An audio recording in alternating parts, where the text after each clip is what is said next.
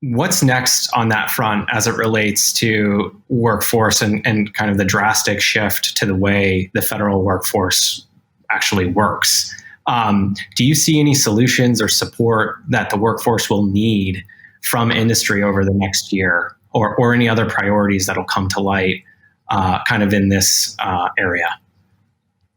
So I think what we dealt with, between March and let's say May was kind of the immediate first order move to remote workforce. How do you get people provisioned with laptops and the ability to just connect and be serviced from their homes? I think the second order opportunities are starting to emerge now. How do you make the way of work more truly digital? So case management is something that has been a challenge given the legacy infrastructure many agencies have.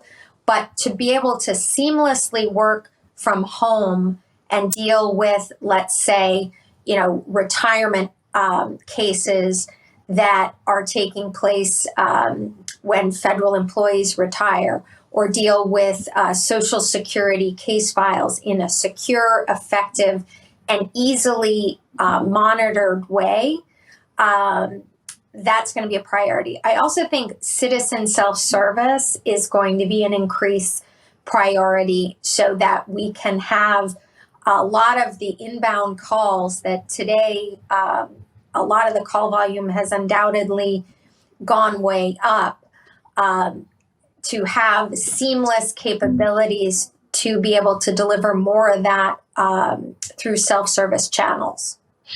Frank, I would just add into that, one of the things that's been both exciting but also really interesting is that in many of those digital formats that Margaret was talking about, we had the capabilities, but that was looked at, people use that as a convenience, not necessarily as their primary mode of doing business and interacting, whether it was the government or whether it was with their grocery store.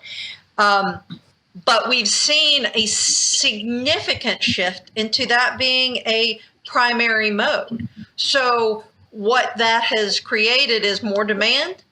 It's also created some analysis and introspection, when something is a convenience, we might have engineered it or created it in one way, but when it's in the primary mode and that's driving the bulk of customer or citizen or whatever, service level interaction, we think about it in a different way. So we've seen not only increased adoption, but it's to shine the light on some new and higher priorities for continuing to improve sets of services and those capabilities and link things, make them more consistent, have greater personalization. So it's been a huge emphasis not only on adoption, but moving that mode of interaction up to a high priority, whether you're a federal agency or a private sector company.